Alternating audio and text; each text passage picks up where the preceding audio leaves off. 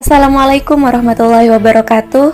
Saya Nafisatul Alia, mahasiswa PPG Prajabatan Unusa gelombang 1 tahun 2023, akan menjelaskan relevansi perjalanan pendidikan nasional, elemen koneksi antar materi, mata kuliah Filosofi Pendidikan Indonesia. Di video kali ini saya akan membahas mengenai kesimpulan dari topik pertama mengenai perjalanan pendidikan Indonesia dan refleksi pengetahuan dan pengalaman baru yang saya dapatkan setelah menyelesaikan topik 1 pada mata kuliah Filosofi Pendidikan Indonesia. Pendidikan sudah ada sejak sebelum kemerdekaan Indonesia.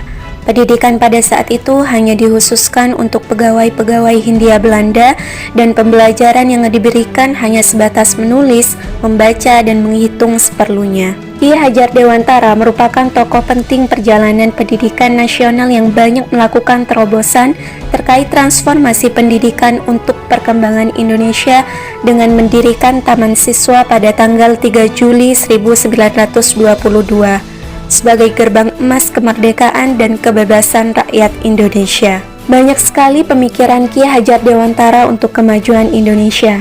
Dengan adanya 3 semboyan yang sampai saat ini menjadi kiblat pendidikan Indonesia, yaitu Ing Ngareso Sung Tulodo, Ing Madya Mangun Kareso, dan semboyan ketiga yaitu Tut Wuri Handayani menjadi semboyan resmi dari implementasi sistem pendidikan nasional yang digunakan saat ini. Menurut pemikiran Ki Hajar Dewantara, pendidikan akan memerdekakan individu dalam hidupnya. Pemikiran Ki Hajar Dewantara diadaptasi dan diimplementasikan dalam kurikulum saat ini, yaitu kurikulum Merdeka Belajar. Kurikulum Merdeka memiliki esensi yang sama, yaitu kebebasan berpikir yang ditunjukkan oleh guru sehingga mendorong terbentuknya karakter jiwa merdeka melalui eksplorasi pengetahuan dari lingkungannya. Pembelajaran yang berpihak pada peserta didik diharapkan mampu menciptakan karakter profil pelajar Pancasila dalam 6 dimensi. Lalu, masih adakah pendidikan yang membelenggu saat ini? Apa sebenarnya pendidikan yang membelenggu itu? Pendidikan atau pembelajaran yang membelenggu dapat dilihat dari pendidikan yang masih berpusat pada guru, fasilitas pendidikan yang masih belum merata, pembelajaran yang tidak mengikuti perkembangan zaman, dan asesmen yang hanya berfokus pada aspek kognitif. Meski kurikulum Merdeka saat ini sudah diimplementasikan secara merata di sekolah-sekolah Indonesia, praktik pendidikan yang membelenggu seperti ini seringkali masih kita jumpai atau bahkan kita sendiri tanpa sadar masih melakukannya. Kemudian, apa solusi yang dapat kita tawarkan? Melaksanakan pembelajaran yang berpihak pada peserta didik dengan memperhatikan aspek kebutuhan, karakteristik, serta kekuatan kodratnya. Fasilitas pendidikan lebih diperhatikan lagi, terutama fasilitas-fasilitas pendidikan di daerah terpencil. Memanfaatkan teknologi sebagai media dan sumber belajar, serta asesmen yang menyeluruh mencakup aspek kognitif, afektif, dan psikomotorik. Dan yang terpenting dalam memberantas belenggu pendidikan saat ini adalah tergantung pada tonggaknya. Siapa tonggak pemberantas belenggu kemerdekaan pendidikan? Jawabannya adalah pendidik.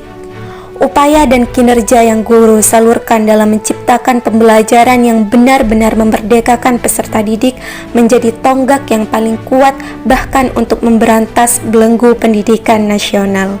Bagaimana seorang guru dapat mengawalinya? Dengan melakukan evaluasi dan refleksi diri. Sebagai guru, kita harus dapat mengembangkan diri dan melaksanakan praktik-praktik mengajar sesuai dengan tuntutan zaman. Merefleksikan pembelajaran yang telah dilakukan untuk dilakukan perbaikan pada pembelajaran selanjutnya menjadi langkah kecil dari diri sendiri untuk dapat melepas belenggu pendidikan yang belum memerdekakan peserta didik.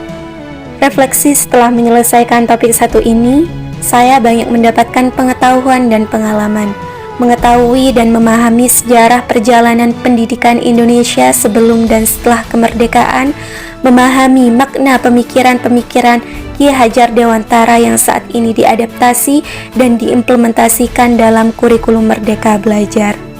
Lalu, apa yang akan dilakukan ketika menjadi seorang pendidik?